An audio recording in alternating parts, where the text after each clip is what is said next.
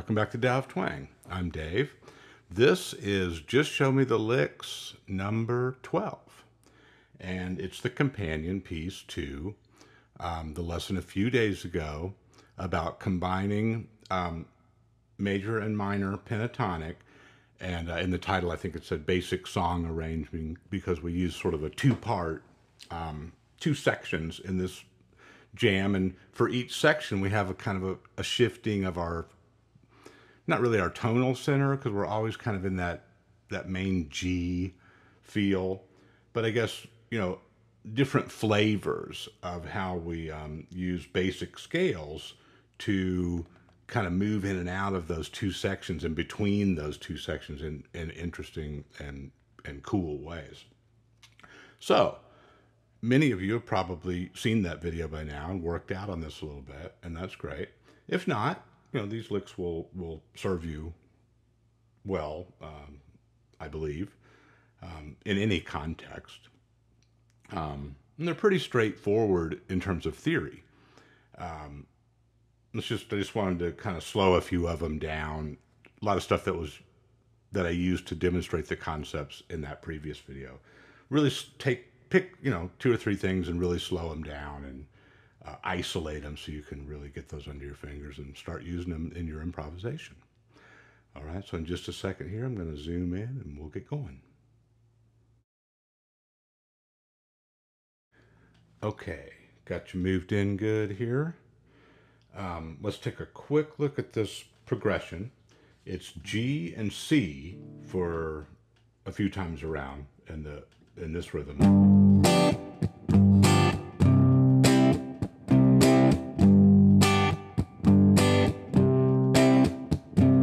4 times around, actually. And then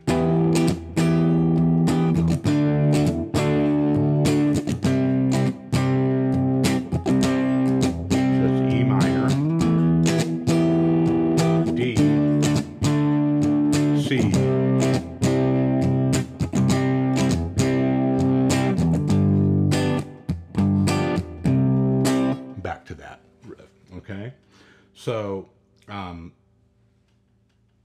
theory-wise, we're really using 3, maybe 4 ideas here.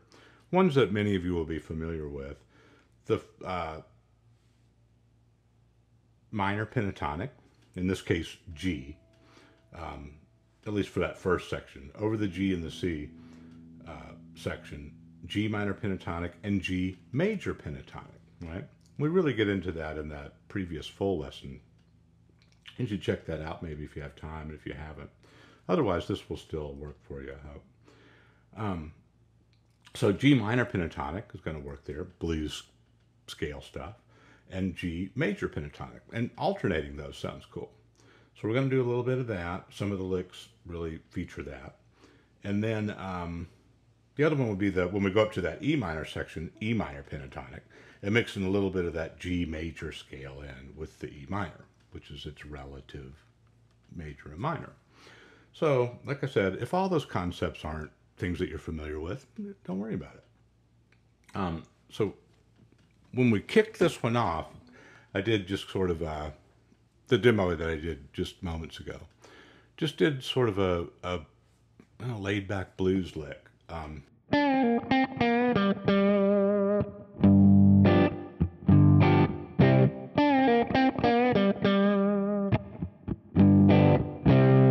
Okay, so I'm starting with it bent, maybe not a full bend, you know, on the safe side, you know, just bend it a little bit. Bend it too far, it sounds weird, you know.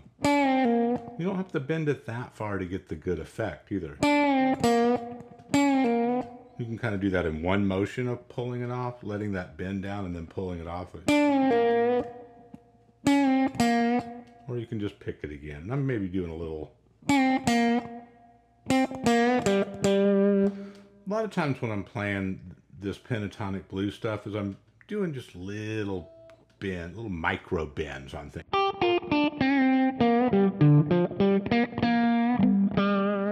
Right? It's sort of almost like a vibrato effect, but you're just kind of doing it once. Right? That's just a nuanced thing. Everybody has their own style of doing that. I'm kind of letting that last, that root G really last on that one. It just kind of sets the tone that this is going to be a laid back, groovy blues kind of jam, right? We're not starting with a real flashy, you know, trill or something, right? It's kind of like, I'm here, but, it's laid back, right? So the next thing that it did in there, still over the G and the C part, that sort of thing. This was really inspired by a comment by one of our followers on YouTube. Thank you for that. I wrote you back also. We had a little conversation about it. The question was, or the comment was, hey, these flat 7 dominant 7th arpeggios sound really cool over the G and the C in that section. And I was like, absolutely. And there's probably some theoretical reasons for that, but kind of the one that's right there is that it just really, it's those notes that fit well with that blues scale, right? So both of those notes that I'm hitting with my index finger there are the flat 7ths, right? So for G, it'd be root 3rd 5 flat 7. Okay. Then in this case, I'm doing like starting on the 3rd. So I'm going 3rd 5th root flat 7. Okay. If all that doesn't mean anything to you all at once, don't worry about it. But that's what you can practice right there, is that and the top 3 strings of that bar chord, and then that flat 7, right? All right, sorry.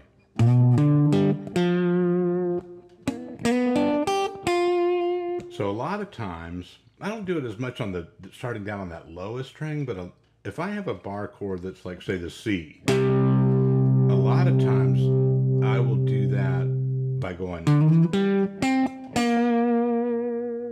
okay, so we move that up here and use that same visualization that we did down here for the G.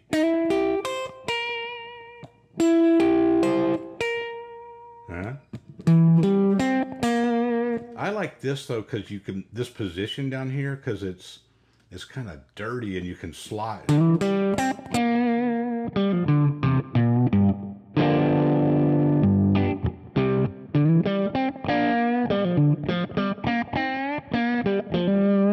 Okay, so that's just something to kind of work into your blues when you have a progression that goes, back and forth, a 4th like that. Even though we're not using 7th chords in this track, our Tao of Twang follower there made a great discovery. Hey, you want to get bluesy, put those flat 7ths in it. Well, let's try that. That's that other section. My Murphy's Law, right? It always starts. Yeah. So here we go.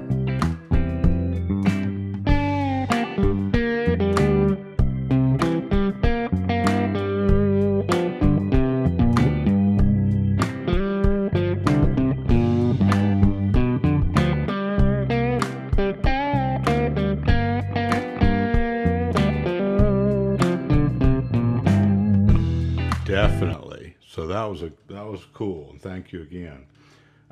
So that's a little bit of insight too into why that blues scale sounds so rich with those flat 7s in there. It just kind of sets you up. Your index finger's always right there.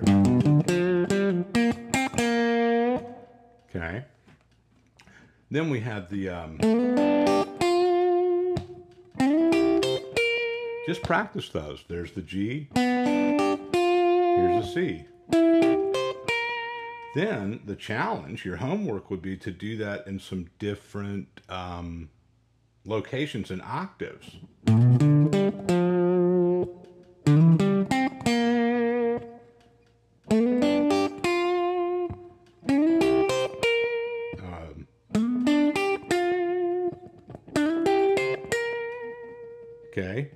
over the place. But that playing some version of the triad like that, and then that flat seventh, that's just always going to get you a lick. It's sort of like a recipe for blues licks all over the guitar. So we've got and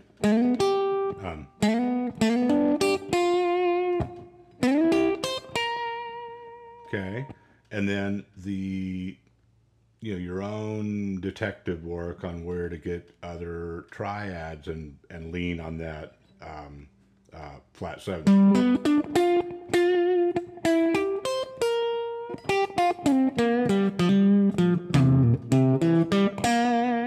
Okay, and tie that back into your minor pentatonic stuff.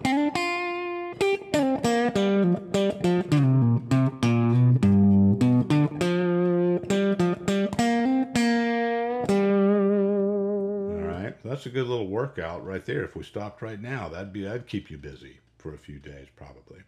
So really explore that in different positions and string combinations and stuff. So let's move on to our second section.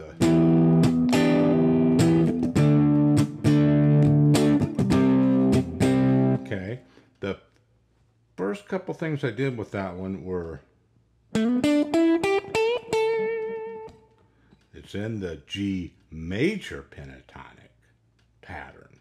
Now I'm going to show you this pattern from here to here, and I'll put up a diagram in the description section. This is the takeaway for this part. You spend time working on what I'm about to show you. These other licks are just portions of it with different phrasings.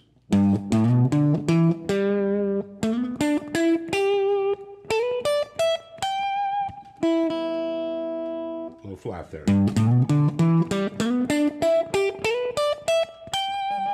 Okay. So really you just need to memorize one octave of it and then sound it out in different octaves. And it'll involve different strings and sometimes different fingerings.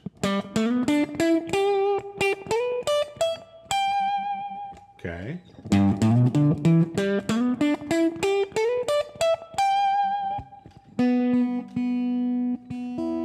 Good.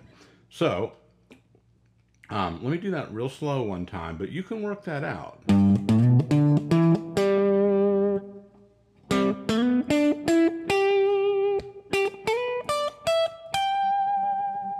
Okay. So now back to this lick.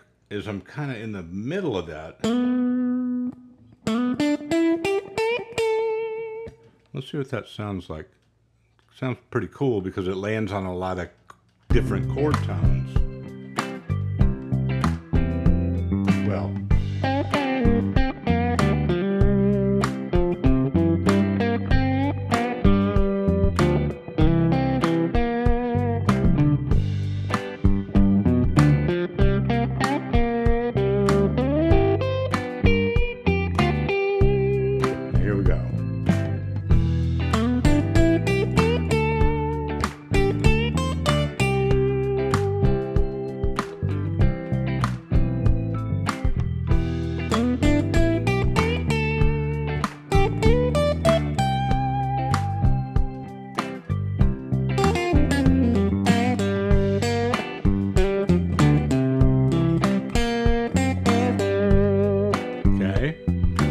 now, here's that one. It's kind of right after the downbeat, so it's like, right? Right when it goes to that E minor. You can use different timings, but that's what I'm doing in the demo. So let's just slow that down.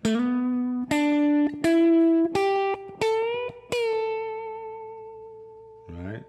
If you really want to get into this, you look at what chord tones those are over each chord. Over the E minor, that's the fifth.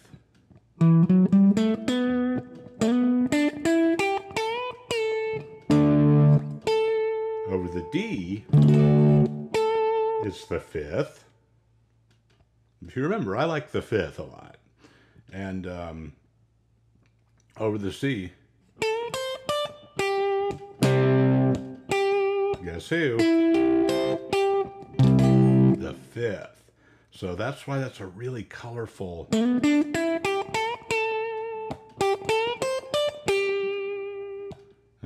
Every time we land on the fifth. Don't bother yourself, too much with that. The important thing is that you like that sound, if you like that sound. But that's theoretically what's going on there, right? That's why that sounds hip. I'll do it one more time.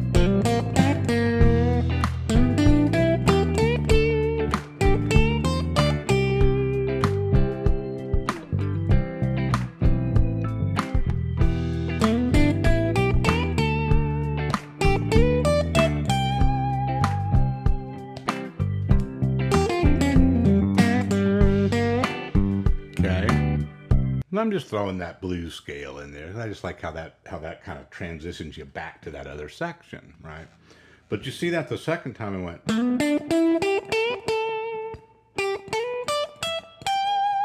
It's just an octave of that.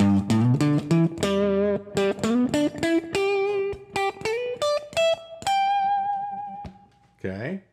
And that's just right out of just straight up G major pentatonic, but starting on that G. Okay? So, here's what we've got. We got that blues lick and just kind of using your pentatonic.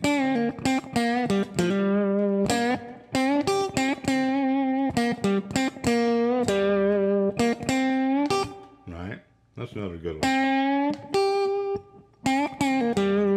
Kind of want to bend down. Kind of the same. Right? Same idea. Just a different octave. Gives you some different, feel, different orientation to that lick. Then we've got the.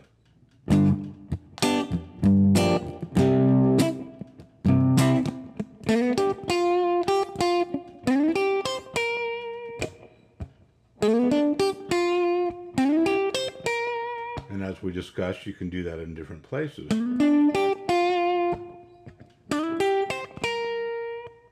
Right? So you want to explore that. And then we've got this. And we like to, that works really well over the E minor part. It'll also work in different ways over that G and C section, but especially right in this little pocket. So let me slow that one down, and then that'll be it for the specific licks.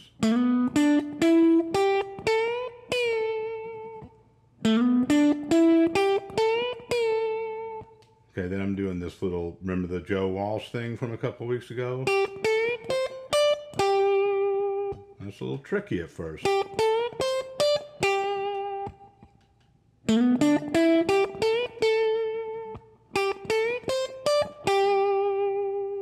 Okay, still with us? Doesn't have to be exactly like that. The main idea is that you're using that G major pentatonic frame, but that's a cool.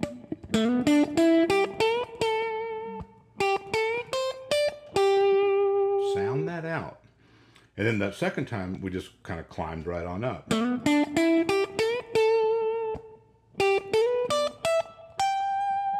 Here it is slowly.